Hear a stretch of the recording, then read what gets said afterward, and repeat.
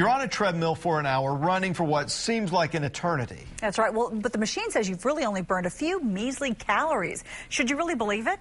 In segment 2 tonight, reporter Joe Ducey puts those calorie counters to the test and finds some surprising results.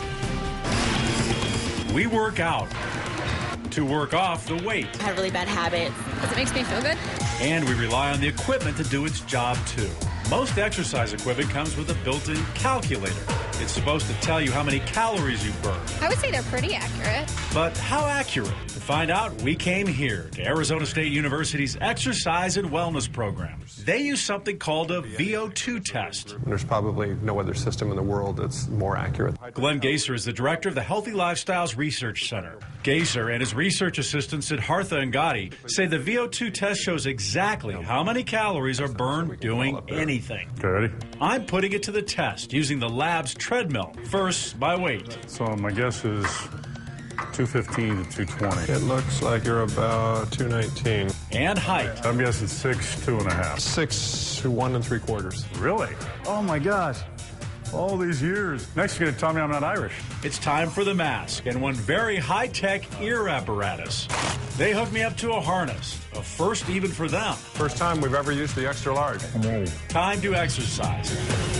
10 minutes on the treadmill, and the machine says You burn about 57 calories. compared to the VO2 test, It said you burned about 60 calories. a difference of 3 calories or 5%. And that's acceptable. Oh, that's definitely acceptable, yeah. But Gaser says equipment in the gym is a different story. He says exercise machines are programmed with a textbook equation to calculate calories burned. We all differ in terms of how we metabolize calories. To put that theory to the test, we carted ASU's $25,000 VO2 equipment to the gym. Getting ready. To see what everyday exercise machines like the stationary bike, the elliptical, Go forward. You're going backwards. Glad you guys are having fun. and the Stairmaster say about my individual caloric burn. All right, you're done. How's my face look, Darren? So, how'd I do? I was surprised. The Stairmaster machine shows I burned 80 calories, but the VO2 says I actually burned more calories, 87.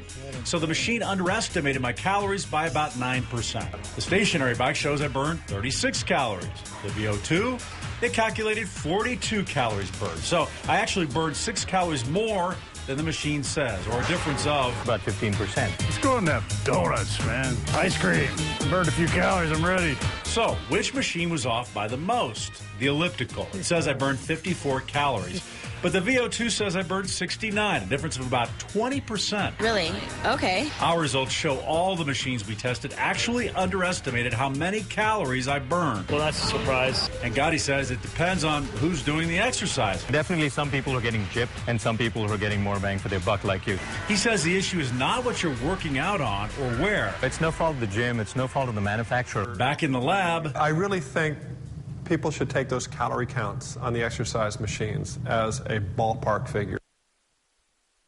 But it's good news. And Joe says how many calories you burn also depends on how you use the machine, such as if you use the handlebars or if you rest too much weight on them. You know, outlet